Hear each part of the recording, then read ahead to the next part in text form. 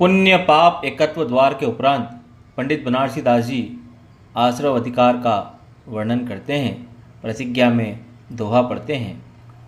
पाप पुण्य की एकता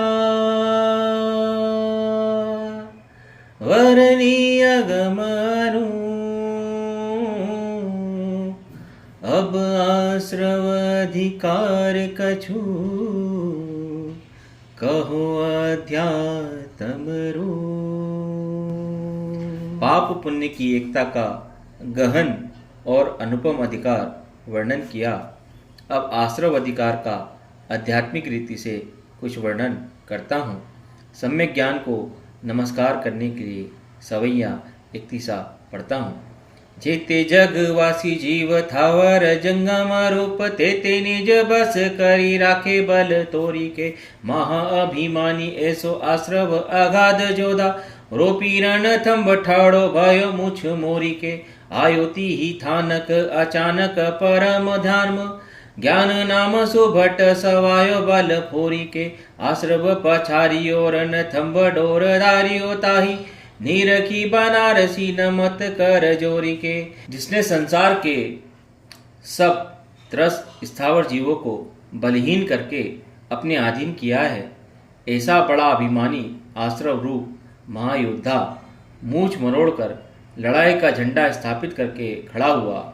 इतने में वहां अचानक ही ज्ञान नाम का महायोद्धा सवाया बल स्फुरित करके आया, तो उसने आश्रव को पछाड़ डाला और रणथंभ को तोड़ डाला। ऐसे ज्ञान रूपी योद्धा को देखकर पंडित बनारसी दास जी हाथ जोड़कर नमस्कार करते हैं। द्रव्याश्रव, भावाश्रव और सम्यक ज्ञान का लक्षण बताने के लिए सवैया तेईसा पढ़ते हैं। दर्वित आश्रव सो कहिए जहाँ पुद्गल जीव प्रदेश गरासे। भावित आश्रव सो कहिए जहाँ राग विरोध विमोह विकासे। सम्यक पद्धति सो कहिए जहाँ दर्वित भावित आश्रव नासे। ज्ञान कला प्रगटे तहि थानक अंतर बाहिर और न भासे। आत्म प्रदेश पर पुद्गल का आगमन सो द्रव्याश्रव है। जीव के राग देश मोह रूप परिणाम भावाश्रव है। द्रव्याश्रव और भावाश्रव का अभाव आत्मा का सम्यक स्वरूप है। जहाँ ज्ञान कला प्रकट होती है, वहाँ अंतरंग और बहिरंग में ज्ञान के सिवाय और कुछ नहीं दिखता। पंडित बनारसी दास जी ज्ञाता निराश्रवी है बताने के लिए चौपाई पढ़ते हैं। जो दर्वाश्रव रूप न होई जहाँ भावाश्रव भाव न कोई।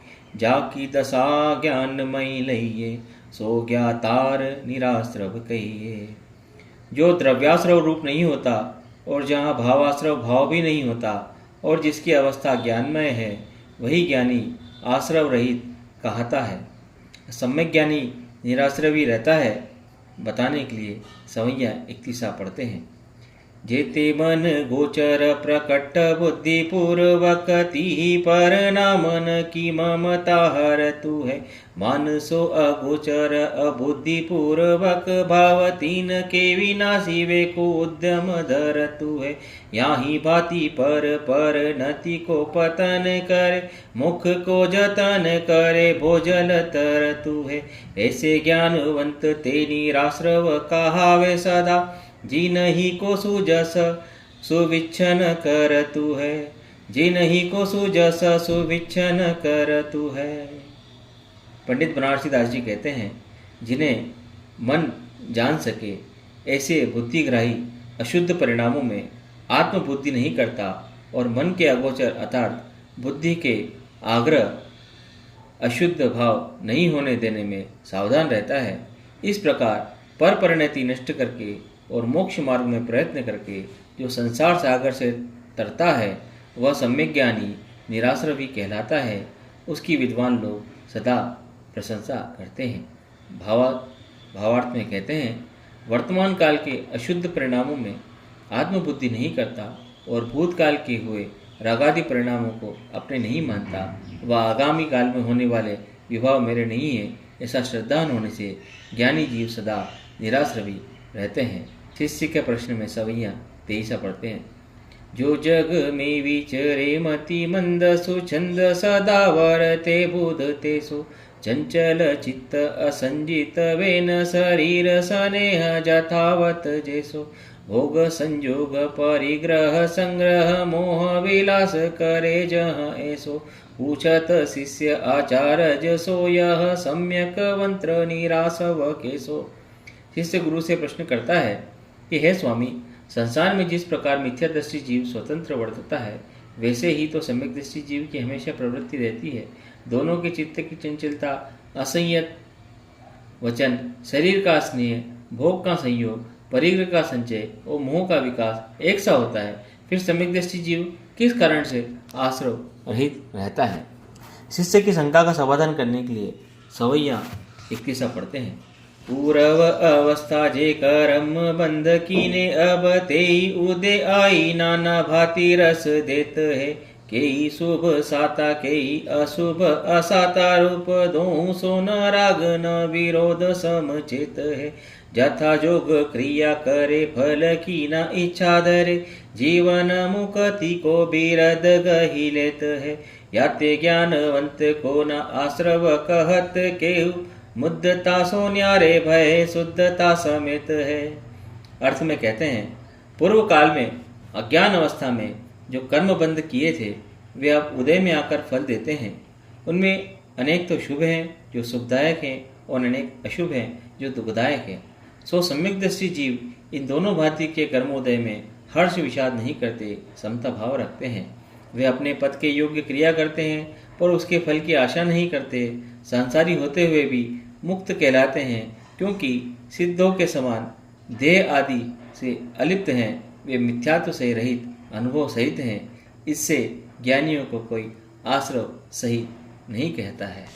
आगे पंडित बनारसी दास जी राग, द्वेष, मोह और ज्ञान का लक्षण भिन्न भिन्न बताने के लिए दोहा प्रस्तुत करते हैं। जो हित भाव सुराग है, अनहित भाव विरोध,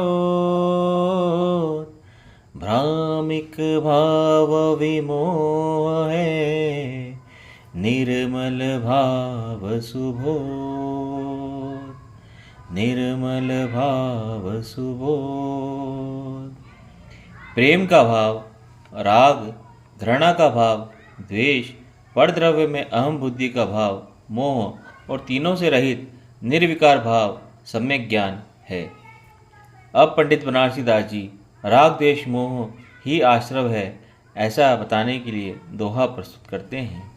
राग विरोध विमोह मल, ए आश्रव मूल, ए करम बढ़ाई के, करे धर्म की भूल।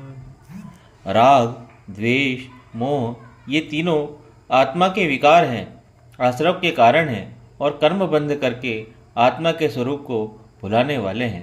अब आगे पंडित बनारसी दास जी सम्यक दृष्टि जीव निराश्रव है यह बताने के लिए दोहा प्रस्तुत करते हैं। जहाँ न रागादिक दशा, सो सम्यक परिणाम, याते सम्यक वंत को, कयो निराश्रव नाम। जहाँ राग, द्वेष, मोह नहीं है वह सम्यक्त्व भाव है। इसी से सम्यक दृष्टि को आश्रव रहित कहा है। निराश्रवी जीवों का आनंद बताने के लिए पंडित बनारसी दास जी सवैया 31 प्रस्तुत करते हैं। जे के निकट भव्य राशि जगवासी जीव मिथ्या मत भेदी ज्ञान भाव परिणय हैं।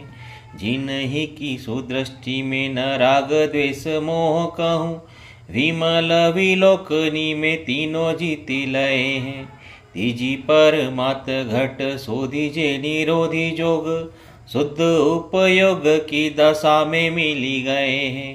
तेही बंध पद्धति विधारी पर संग डारी, आप में मगन है को आप रूप भय हैं, आप में मगन है को आप रूप भय हैं। जो कोई निकट भव राशि संसारी जीव मिथ्यात्व को छोड़कर सम्यक भाव ग्रहण करते हैं।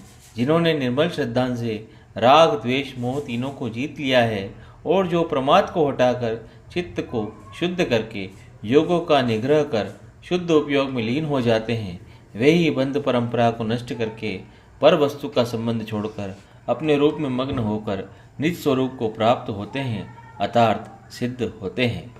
पंडित बनारसी दास जी उपशम तथा क्षयोपशम भाव की अस्थिरता को बताने के लिए सवैया इक्तिसा प्रस्तुत करते हैं। जेते जीव पंडित क्षयोपशमी उपशम तीन ही की अवस्था जो लोहार की संडासी है। खिन आग माही खिन पानी माही तैसे एवं खिन में मिथ्यात खिन ज्ञान कला भासी है। जो लो ज्ञान रहे तो लो शिथिल चरण मोह जैसे कीले नाग की सकती गति नासी है। आवत मिथ्यात्व तब नाक रूप बंद करे जो उकीले नाग की सकती पर गासी है। जो उकीले नाग की सकती पर गासी है।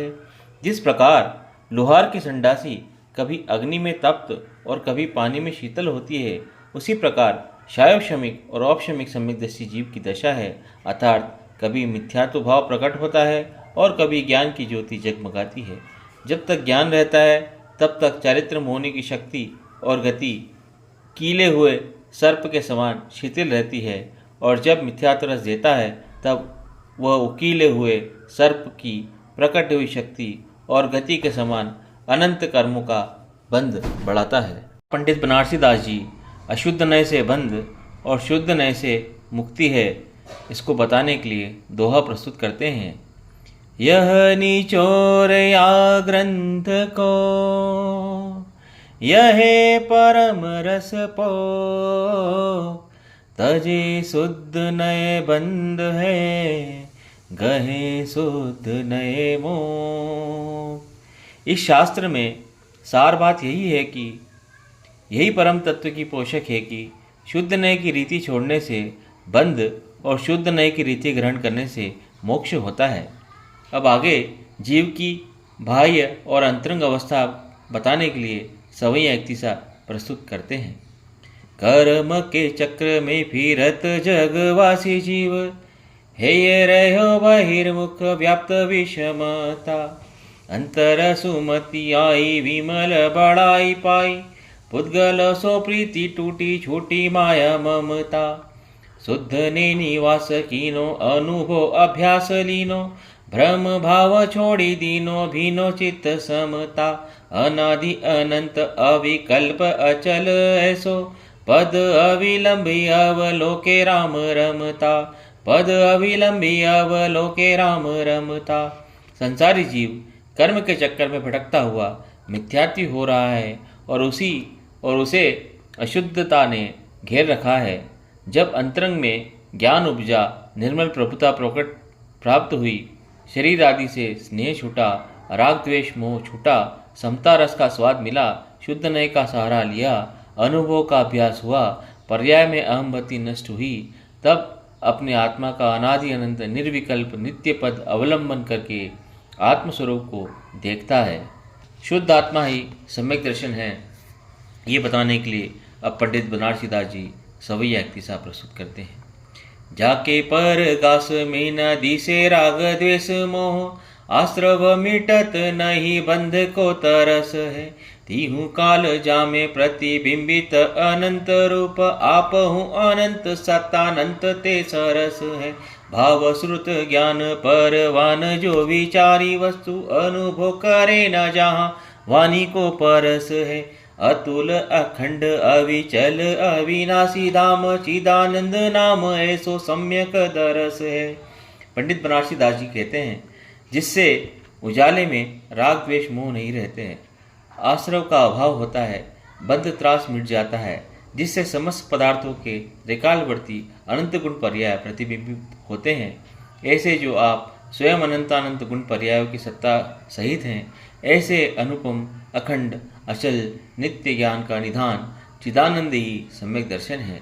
भाव शुद्ध ज्ञान प्रमाण से पदार्थ विचारा जावे तो वह अनुभव गम्य है और द्रव्य सूत्र अर्थात शब्द शास्त्र से विचारे जावे तो वचन से कहा नहीं जा सकता है।